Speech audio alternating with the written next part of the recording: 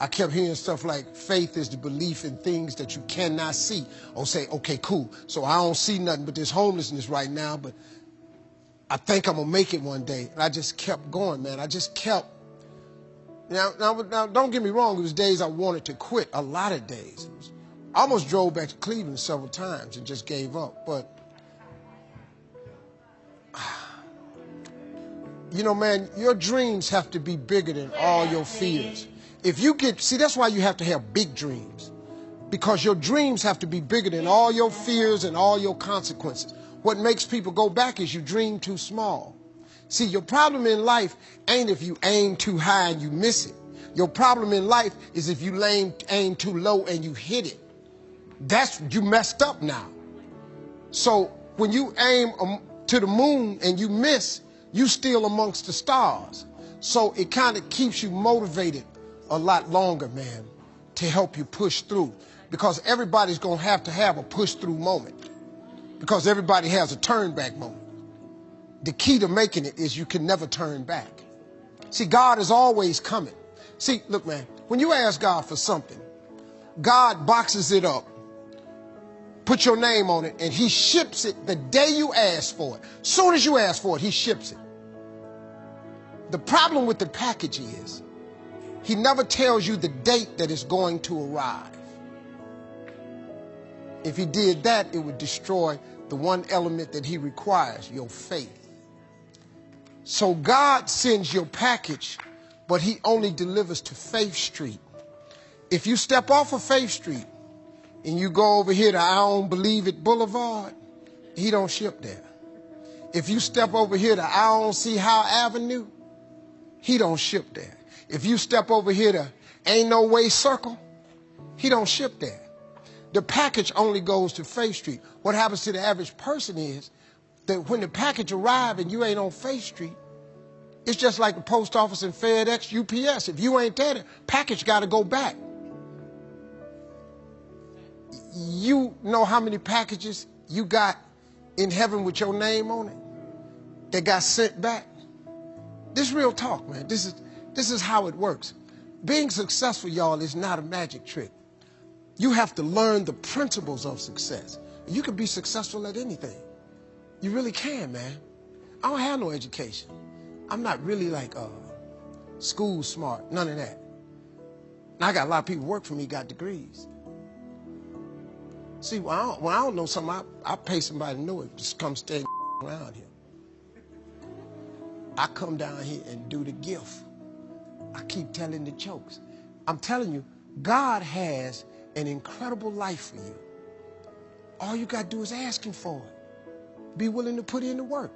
The capacity to strengthen and increase your hunger is the one common denominator amongst the most successful people.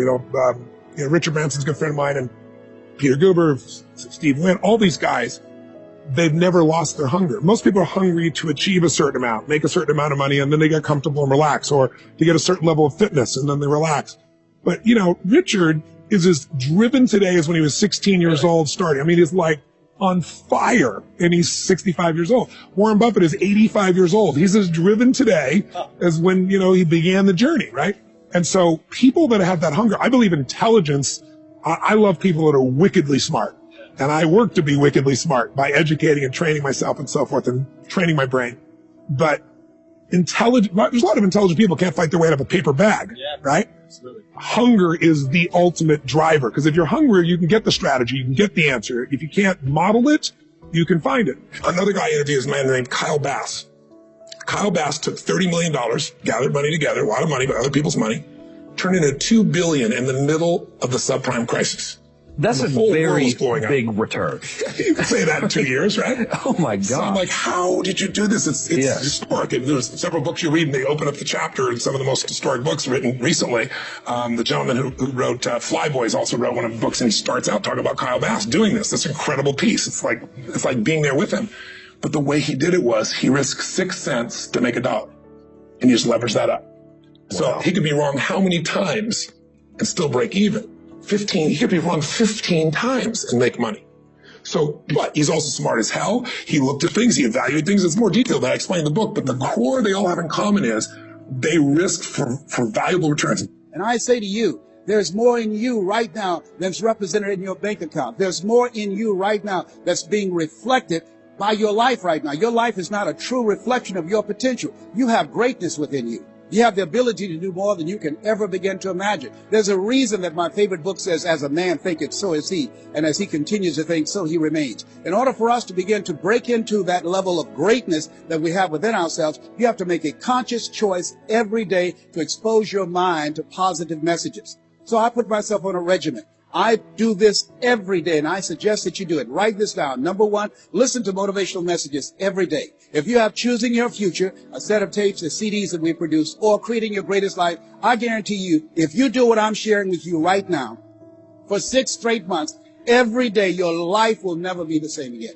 I guarantee it 100%. You listen every day for 1 hour to Creating Your Greatest Life, any of those messages, because faith comes by hearing and hearing and hearing. What it will begin to do is interrupt the story in your mind. It will override the story that you believe about yourself. It will distract all the negative thoughts that you have that's holding you back, that held me back for 14 years. When I used to go see the #1 motivational speaker on the planet, Zig Ziglar and Tony Robbins, and my heart said, I can do that. I love to help people. I'm just like my mother. And then my mind would ask how. And I went from my heart to my mind. And my mind would say, Les Brown, you don't have a college education. Les Brown, you've never worked for a major corporation. Les Brown, you were labeled educable mental retarded. They call you DT, the dumb twin. You're not as smart as your brother. Have you ever thought about something you wanted to do and you convinced yourself that you couldn't do it? See, sometimes we need to have some external voices. And so by listening to motivational messages, that began to override the negative thoughts that I had about myself in my mind. And it gave me a new story and empowered me and gave me a vision of myself beyond my circumstances and mental conditioning and started me to writing a new chapter in my life. And so now money will never be another issue for me. And that was an issue for most of my life, because I didn't know what I didn't know, and I thought I knew. So one you have to do is that you have to have mindset development strategy where you are deliberately taking an hour every day listening to a motivational message. Every day. Here's something else. Read 10 to 15 pages of something positive every day. Why? And read it with conviction and stay focused. 10 to 15 pages every day. This is 7 days a week? Absolutely. Absolutely. Every day. McDonald's know that you know where they are. Burger King know that you know where they are, but every day they have some advertising. They have billboards, they have radio, they have television. Why? Because by exposing you to those messages, that will begin to impact your behavior. And it will drive you into the place to purchase what they're advertising. Now you're advertising for your greatness. And faith comes by hearing and hearing and hearing and hearing. So you want to listen to positive messages every day. You do this. I'm telling you, your life will never be the same again. And read 10 to 15 pages of something positive every day. I read 2 to 3 books a week. Why? Because I have goals and dreams of things I want to achieve. I want my life to count. I want to make a greater impact. At this stage of my life, I'm working on my children's education. A good man leaves a legacy for his children's children. So I'm working on their education at this point in my life. And as I begin to look at myself, in order to achieve more and to do more, I know I have to work more on my mind. The major key to your better future is you.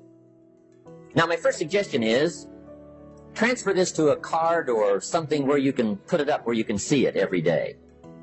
Preferably put it up where you can see it at the beginning of the day, before you go off to put the day together. This is a good phrase just to glance at, to keep in mind as you're putting the day together. It's called the silent seminar. If you'll just let this talk to you during the day, I found it to be tremendously helpful. The major key to your better future is you. For a big share of my life now, I didn't have this one quite figured out. Among a lot of things I didn't have quite figured out. Many things used to puzzle me back in those early days. I used to wonder why 2 people could work for the same company, one make twice as much money. Now, see, that used to puzzle me. And maybe they were the same age, graduated from the same school, live in the same community, work for the same company, with the same products and the same services. They've got the same traffic, the same problems, and one makes $1,000 a month, the other one makes $2,000 a month. Now that was my puzzling question. Why would this long list be the same and the money twice as much? I asked, what's the difference between $1,000 a month and $2,000 a month? And I don't mean $1,000 a month, I could figure that out. But what makes the difference? Why would one person do twice as well, 3 times as well? speaking economically. Now, I know there's more than one way to do well. I understand that. But in this little narrow area called compensation, what's the difference? Well, back then, with my faulty thinking, I'm trying to reason it out. I thought, well, maybe time makes some of the difference, right? Some people do better because they have more time. I used to say, Harold ought to be able to do well. He's got a lot of time. If I had all of Harold's time, I could do well. Now, that's got to be dumb, right? Number one, you can't get somebody else's time. A guy says to me one time, he says, you know, if I had some extra time, I could make some extra money. I said, then forget it. There isn't any extra time. Hey, when the clock strikes 12 midnight, that about wraps it up, right? I mean, you can look around the gongs there for a little more, but it's over. You say to the guy, what are you doing? He said, I'm looking for extra time. See, they'll come and take you away, right? There isn't any more time. Now, if you can't get more time, which you can't, what could you get more of that would make a difference in economic results? And here's the key word. Make it a part of your notes. We're going to consider it tonight. The word is value. And I have a little phrase for your notes. Value makes the difference in results. Value makes the difference. You can't get more time, but you can create more value. Now, here's the first lesson of economics. Everybody should learn it from the time they're old enough to understand what a dollar means, how to earn one, how to get one, how to keep one, what to do with it. First lesson of economics. We primarily get paid for value. That's lesson one. Bringing value to the marketplace, that's how you get paid. You don't get paid for the time. I know it takes time to bring value to the marketplace, but you get paid for the value, not the time. Now, since that's true, here's one of the key questions of the evening. Is it possible to become twice as valuable at the marketplace and make twice as much money in the same time? Could you become 3 times as valuable? Make 3 times as much money in the same time? Is that possible?